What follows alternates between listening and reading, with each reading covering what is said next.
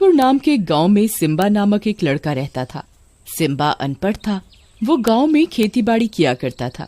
एक दिन गांव में सिम्बा की शादी होती है। सिम्बा की बीवी 10वीं क्लास पढ़ी हुई थी। सिम्बा की बीवी कोमल भूत प्रेत को नहीं मानती थी। वह पढ़ी लिखी होने के कारण इन सब में विश्वास नहीं करती थी। सिम्बा के माता पिता ने सिम्बा की बीवी को घर आने के बाद घर में कुछ भी मिठाई बनाने के लिए मना किया। कोमल को सिम्बा के माता पिता की ये बात बहुत अजीब लगी। आखिर इस घर में कभी मीठा क्यों नहीं बनता और सिम्बा के माता पिता ने उसे बनाने के लिए मना क्यों किया। कोमल को शादी से पहले रोज सुबह उठकर पूजा करने की आदत थी और वो भगवान जी को मीठे का ही भोग लगाती और सबको वही प्रसाद बांटती। परंतु सिम्बा के माता पिता ने उसे घर में मीठा बनाने व खाने से मना कर दिया था। इस बात से कोमल बहुत परेशान हुई। कोमल अपने पति सिम्बा से बात करते हुए, आज मुझे माँ पिताजी ने घर पर मीठा बनाने व खाने के लिए मना किया। हाँ कोमल, मैं ये बात तुम्हें बताना भूल गया। क्यों, क्या हुआ? अरे हमारे गांव में मीठा बनाना व खाना बिल्कुल मना है। हमारे गांव में अगर किसी के घर पर भी मीठा आ जाता है तो उसी दिन उसके घर में कुछ अनहोनी हो जाती है। अरे ये कैसे हो सकता है कि सारे गांववासी मीठा बनाने और खाने से डरते हैं? हाँ कोमल, हमारे गांव में एक चुड़ैल का साया है। वो चुड़ैल सिर्फ खाने में मीठा ही खाती है और अगर गांव में किसी के भी घर में मीठा बन जाए तो उस चुड़ैल को पता लग जाता है। वो मीठा खाने के बहाने उसके घर में आ जाती है और उसके घर में अनहोनी कर देती है। कोमल ये बात सुनकर बहुत जोर जोर से हंसने लगती है। अच्छी, आपने भी क्या कहानी बनाई है। नहीं कोमल, तुम इस बात को बिल्कुल भी मजाक मत लेना। ये एक सच्ची बात है। और तुम्हें इस बात का बहुत ध्यान रखना है, हमारे घर पर कोई दिक्कत ना हो। हाँ अजी, ऐसा कुछ नहीं होता। ना ही मैं इन सब बातों पर विश्वास करती हूँ। मेरी तो बचपन से आदत रही है। मैं सुबह उठकर भगवान जी की पूजा करती हूँ और उन्हें भोग में कुछ मीठा ही बनाकर खिलाती हूँ। कोमल, तुम्हें पूजा करने के लिए कोई मनाही नहीं है। तुम प्रसाद में कुछ भी बनाकर भगवान जी को भोग लगा देना, परंतु घर पर मीठा नहीं बनना चाहिए, ना ही आना चाहिए। हाँ ठीक है। कोमल सिम्बा को ठीक है तो बोल देती है, परंतु वो अगले ही दिन उठकर चुपके से थोड़ा सा हलवा बना लेती है।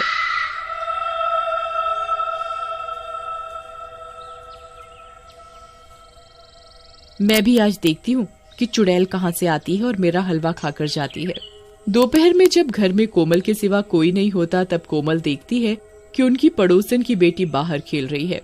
कोमल उसे चुपके से बुलाती है, गुड़िया गुड़िया सुनो, मैंने आज अपने हाथ से हलवा बनाया है, जरा सा खाकर तो बताओ कैसा बना। नहीं आंटी, ये मैं नहीं खा सकती। मुझे मम्मी ने मना किया है मीठा खाने के लिए, और आप भी मत खाओ। अगर उस मीठा खाने वाली चुड़ैल को पता लग गया ना तो हम दोनों की जान को आफत है। आप इसे जल्दी से फेंक दो। अरे गुड़िया, ये चुड़ैल बुड़ैल कुछ नहीं होता। आ जाओ, हम दोनों ही मिलकर खाते हैं।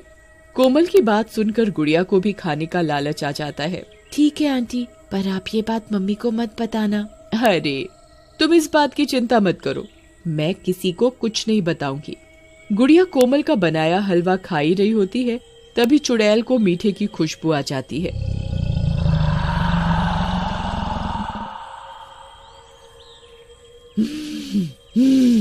आज लगता है गांव में किसी ने कुछ मीठा बनाया है। आज तो मेरी दावत है।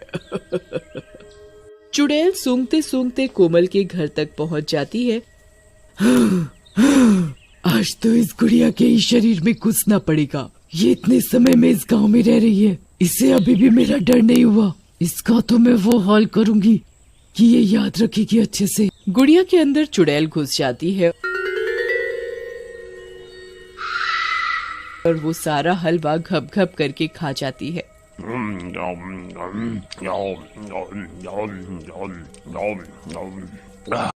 हलवा खाकर गुड़िया अपने घर चली जाती है।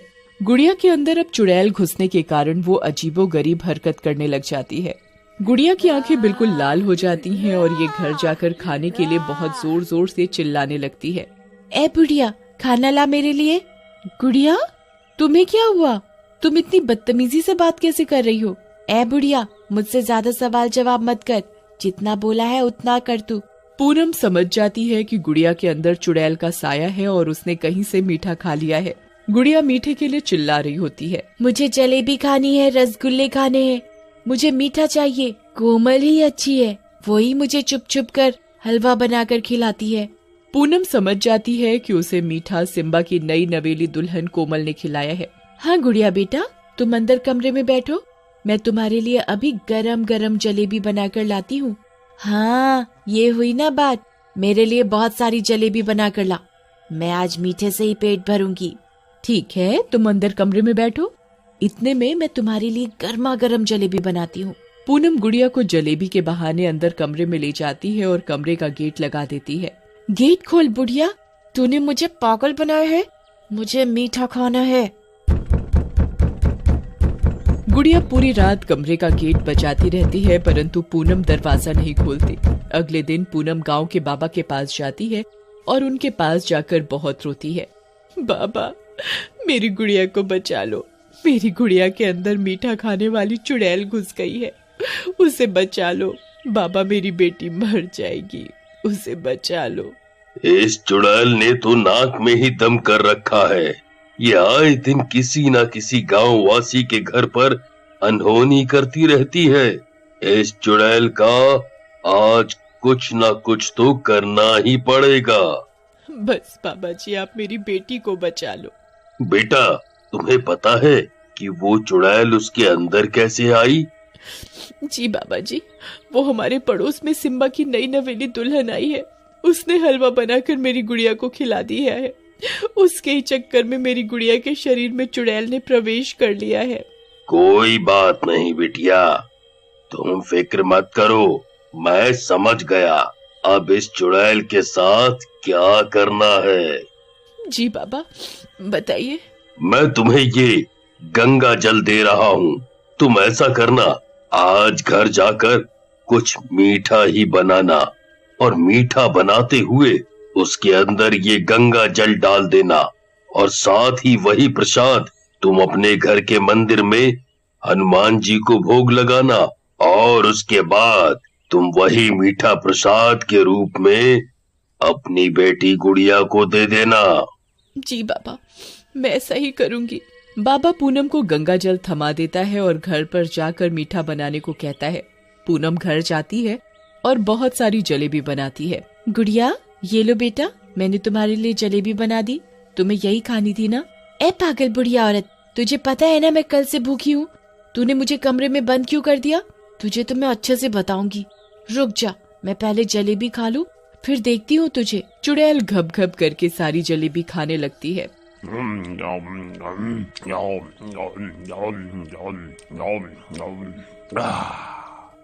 चुड़ैल को जलेबी खाते समय तो पता नहीं लगता कि वो हनुमान जी को भोग लगाया हुआ प्रसाद है।